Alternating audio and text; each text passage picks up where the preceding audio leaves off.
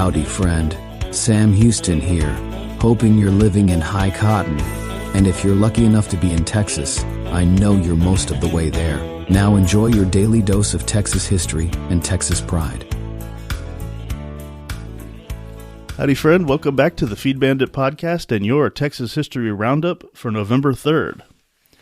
In 1793, Stephen F. Austin, the father of Texas, was born in southeast Virginia, where his father, Moses Austin, had a lead mine. He passed away on December 27, 1836. In 1851, the first San Antonio to El Paso mail stage departed San Antonio. Henry Skillman had recently been awarded the first contract for mail delivery between Santa Fe and San Antonio through El Paso. A month later, passenger service was offered. One of the stage drivers was the famous William A. Bigfoot Wallace.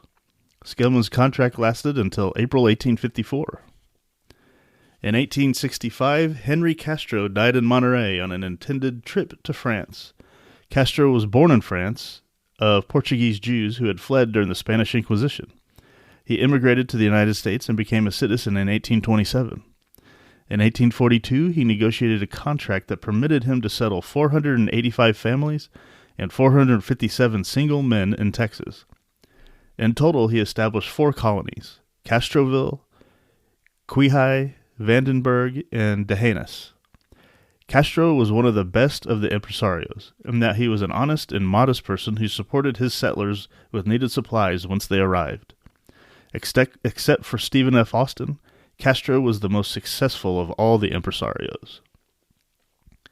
In 1897, John S. Rip Ford passed away in San Antonio at the age of 82. Ford came to Texas during June 1836.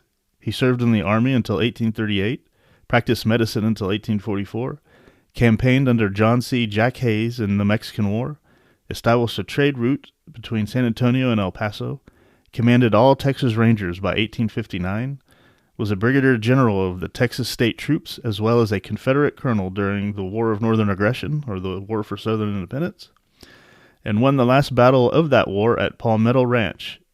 He edited 3 newspapers, quelled riots during the Redeemer conflicts in 1874, attended the Constitutional Convention of 1875, served in the Texas Senate, and was superintendent of the Deaf and Dumb School, which is now the Texas School for the Deaf.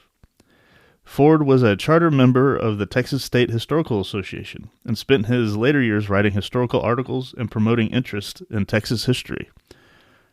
Oh, wow. That was a hell of a man.